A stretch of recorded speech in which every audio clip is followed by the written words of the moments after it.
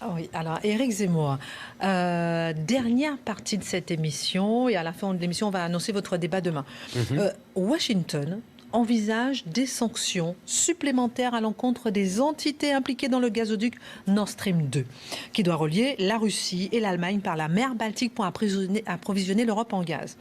De quoi se mêlent les États-Unis, Éric Zemmour, si je vous permettez l'expression, et puis en quoi ce C'est projet énergétique c'est- est-il si stratégique? c'est une très bonne question. Mais Merci. ça, les Américains se mêlent de ce qui ne les regarde pas depuis des années, puisqu'ils ont élaboré toute une théorie d'extraterritorialité juridique, de sanctions politiques. Enfin, si vous voulez, depuis longtemps, ils estiment qu'ils ont le droit de régenter comme ça le monde entier et d'élaborer des sanctions pour des projets qui ne leur plaisent pas, pour des entreprises dont ils estiment qu'ils ont corrompu les uns et les autres. On a connu ça pour Alstom, etc. D'autres entreprises ou des entreprises allemandes qui ont été sanctionnées par des juridictions américaines uniquement parce qu'elles avaient employé des dollars. Et donc, les Américains estiment que dans ce cas-là, ils sont sous la domination et sous le droit américain, tout bêtement. Et là, les Américains estiment que c'est un projet qui va à l'encontre des intérêts occidentaux, otaniens. Et donc, ils font pression sur les Allemands pour qu'ils renoncent à ce Nord Stream 2. Vous savez ce que c'est le Nord Stream 2? C'est un gazoduc qui ne passe pas par l'Ukraine, je vais expliquer pourquoi, et qui contourne l'Ukraine et qui apporte le gaz de Russie en Allemagne. Mais ça, je dirais, les Européens et les Allemands n'ont que ce qu'ils méritent. Ils ont tellement détesté Trump et tellement attendu et supplié Biden qu'ils ont eu Biden. Et ils ont maintenant le démocrate qui les fouette et qui leur dit maintenant vous obéissez aux Américains comme d'habitude. Les Allemands, eux, ont et aussi bien ce qu'ils méritent. Ils ont refusé les propositions françaises de défense européenne, etc. Je vous ai déjà expliqué ça ici, parce qu'ils préfèrent être sous la domination américaine que sous l'impérium nucléaire français et militaire français. Eh bien, il faut bien qu'ils payent. Il faut bien qu'ils payent le prix du parapluie militaire américain. Et ce prix, eh ben c'est simple, c'est une soumission à la stratégie américaine. Je vous ai déjà aussi dit que depuis des décennies, la grande stratégie américaine que Brzezinski, le conseiller, le Kissinger des démocrates, si vous voulez, lui a avoué dans un livre célèbre qui s'appelait le Grand Échiquier, il dit « Nous devons toujours séparer la Russie de l'Europe et en particulier la Russie de l'Allemagne, quitte à créer des conflits artificiels. » Donc, qu'est-ce que c'est que ce Nord Stream 2? C'est au contraire le lien entre la Russie et l'Allemagne et donc l'Europe. Et c'est même une certaine dépendance de l'Europe vis-à-vis de la Russie qui livre son gaz. Donc les Américains ne veulent pas de ça, ils veulent séparer les Russes des Européens et donc ils font pression sur les Allemands pour qu'ils renoncent à ce Nord Stream 2 en disant si vous n'arrêtez pas, on sanctionnera vos entreprises. C'est toujours la même méthode, c'est-à-dire que comme les entreprises dépendent du marché américain, Eric l'a expliqué tout à l'heure, ils vont dépendre d'autant plus maintenant qu'il va y avoir de l'argent à foison pour acheter des produits venus d'ailleurs. Et les Américains disent sinon, on sanctionnera vos entreprises, elles ne pourront pas vendre leurs produits chez nous. Et évidemment, les entreprises sont terrorisées, les entreprises allemandes, mais aussi les entreprises françaises. Il y a par exemple dans le consortium de Nord Stream 2, il y a Engie, l'ancien Gaz de France, vous voyez, qui est français, c'est la même chose, ils seront sanctionnés par les Américains s'ils continuent. Donc vous voyez, ça c'est la politique américaine et on s'est mis dans la gueule du loup et Biden l'utilise beaucoup plus violemment encore que Trump qui lui avait, selon ses adversaires, des tendresses coupables pour la Russie. J'ai envie de vous demander comment on en est arrivé là. Vous nous avez expliqué un petit peu, mais la diminution de la production nucléaire, la crise ukrainienne, est-ce que vous pouvez nous éclairer un petit peu là-dessus, le rôle des élections américaines? Bien sûr. Alors, d'abord, il faut comprendre que l'énergie, c'est toujours un problème fondamentalement politique. Il n'y a pas plus politique que l'énergie. Il faut bien comprendre que si l'Angleterre a été le premier pays industriel de l'histoire, c'est d'abord parce qu'il y a eu des inventeurs géniaux qui ont fait avancer l'industrie en Angleterre, mais aussi parce qu'il y avait du charbon dans son sol.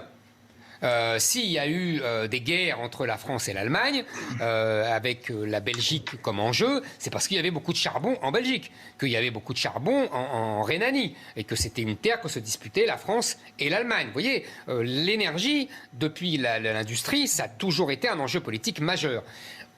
On parlait tout à l'heure de Roosevelt et du New Deal. Il y a évidemment cette image mythique de Roosevelt mourant en 1944-45, pour le dernier voyage, dont le dernier voyage sera en Arabie Saoudite pour aller voir Ibn Saoud et pour lui dire « Vous nous garantissez votre pétrole, votre fourniture en pétrole, et nous, on vous garantit notre protection militaire ».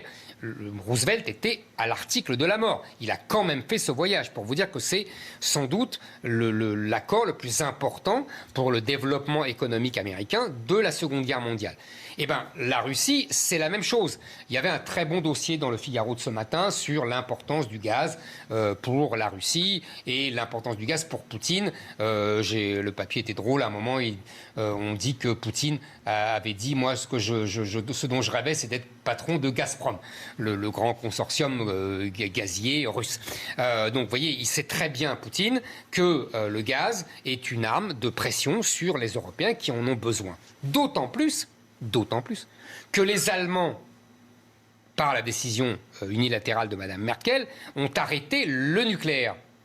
Donc évidemment, ils ont d'autant plus besoin du gaz. Vous savez, l'industrie allemande, c'est quelque chose. C'est vraiment quelque chose de monstrueux. Et donc il faut alimenter cette industrie énorme. Et évidemment, ils ont besoin de beaucoup de gaz. Et cette histoire de Nord Stream 2, ça part de, je crois, en 2004, il y a la crise ukrainienne, il y a le président ukrainien qui se tourne vers l'Europe, vers l'OTAN, évidemment fureur de Poutine, qui ne veut pas voir son étranger proche, selon l'expression consacrée, basculer vers l'OTAN et avoir des bases américaines si proches de son territoire.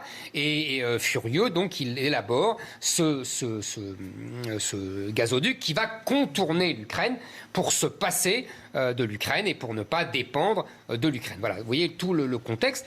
Arrive la dernière histoire, si j'ose dire, c'est que, vous savez, avec les Américains, le stratégique n'est jamais indépendant de l'économique. Et eux, ils arrivent avec un gaz aussi, le fameux GNL, c'est ça, si je ne dis pas de bêtises. C'est ça. Gaz aussi, naturel liquéfié. Qui va devenir un produit d'exportation qu'ils veulent exporter en Europe et qui veulent donc concurrencer le gaz russe.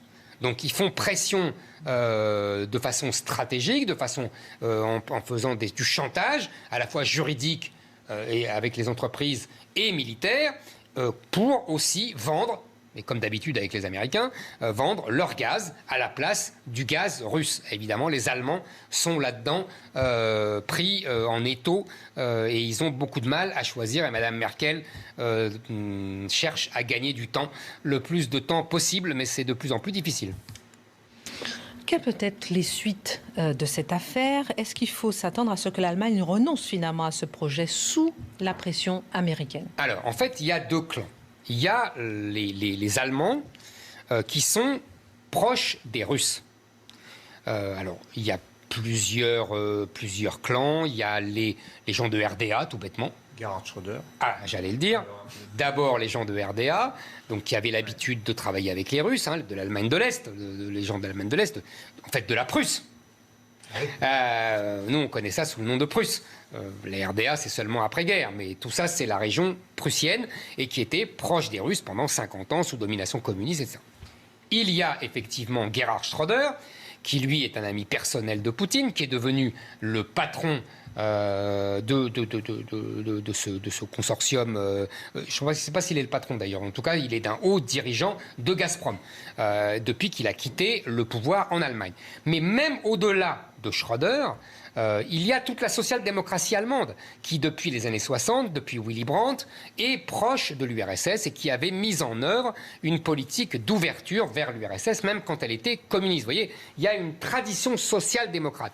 Et puis, il y a une tradition géostratégique. Vous vous souvenez quand même de la guerre du Golfe, la seconde guerre du Golfe, avec cet accord, cette alliance que moi je juge magnifique et prophétique et gaullienne entre Jacques Chirac, Gerhard Schröder et Vladimir Poutine en 2003 contre la guerre en Irak et la grande alliance qui est la hantise, ce que je viens de vous dire, des Américains. Cette grande alliance euro-asiatique, franco-allemande et russe, le rêve du général de Gaulle. L'Europe de l'Atlantique à l'Oural. Vous voyez, c'était qui n'a pas pu mettre en œuvre à cause du communisme à l'époque. Et que Jacques Chirac, Schröder et Poutine ont ébauché en 2003 et malheureusement ça s'est liquéfié. Et il y a une autre tradition en face, beaucoup plus pro-américaine, je parle toujours au sein de l'Allemagne, qui est portée plutôt par la démocratie chrétienne allemande, avec Madame Merkel, qui a, quand elle a succédé à Schröder, qui a abandonné cette alliance franco-allemande et russe au profit d'un retour sous le parapluie américain et sous l'aile du grand protecteur américain. Vous vous souvenez que quand Obama venait en Europe, il ne venait qu'à Berlin. Il ignorait tous les autres, il ne connaissait que Mme Merkel. Vous voyez, il y avait une alliance privilégiée. Et il y a aujourd'hui les Verts aussi. Les Verts, eux, sont désormais de plus en plus dans l'obédience, sous la domination américaine.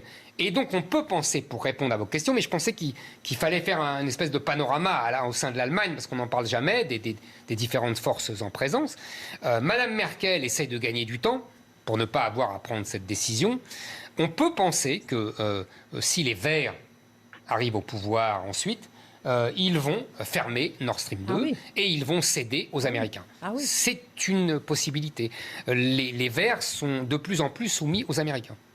Alors que les travaux sont très avancés. Mais je crois qu'il reste 10%. Ouais, c'est ça, c'est ce que j'ai lu, il reste 10%. C'est fini, quoi. C'est quasiment fini. Oui, c'est quasiment fini. C'est quasiment fini. Dimitri ? Non, je juste rajouter, parce qu'au niveau du grand jeu des Américains qui est de détacher la Russie de l'Europe, ils ont aussi l'objectif de la détacher de la Chine, puisqu'il y a un rapprochement de fait aujourd'hui, alors qui est compliqué entre les Russes et les Chinois, hein, et c'est pas non plus le fol amour entre les deux, mais et peut-on laisser maintenir, isoler totalement la Russie du reste du monde? C'est une très bonne question. Pour moi, c'est la grande erreur des Américains. Et la grande erreur des Européens qui se soumettent aux Américains. Mais la grande erreur, c'est qu'effectivement, à force de vouloir détacher, pour les raisons que je vous ai dites, les Européens, les Allemands, les Français des Russes, eh ben, on les a jetés dans les bras des Chinois. Et maintenant, les Américains sont bien embêtés parce que leur vrai adversaire, c'est la Chine. Mais ils sont tellement obsédés par la Russie qu'ils se contredisent eux-mêmes et ils se tirent des balles dans le pied tout le temps. Merci beaucoup. Vous voulez réagir ? Oui, non, c'est peut-être dire deux choses. C'est que quand même, on a toujours cette mentalité allemande contre les Français. Il y a un nationalisme et par conséquent, tout ce qui peut séparer, ça les pousse vers les Américains. Et puis, il faut qu'ils vendent leur voiture. Et pour vendre leur voiture, ils sont prêts à tout, aussi bien aux États-Unis qu'aux Chinois. Bon, merci beaucoup.